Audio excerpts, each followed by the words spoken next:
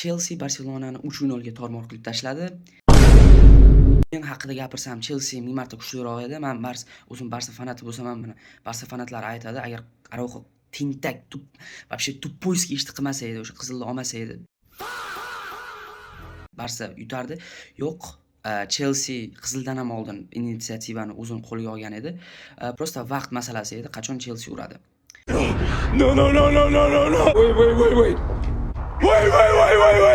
Bu o'yindan Barselona uchun yaxshi tochka bu Rafinha. Men faqat Rafinhani ko'rdim, prosta monster. Faqat shu kurashdi, boshqalari esa prosta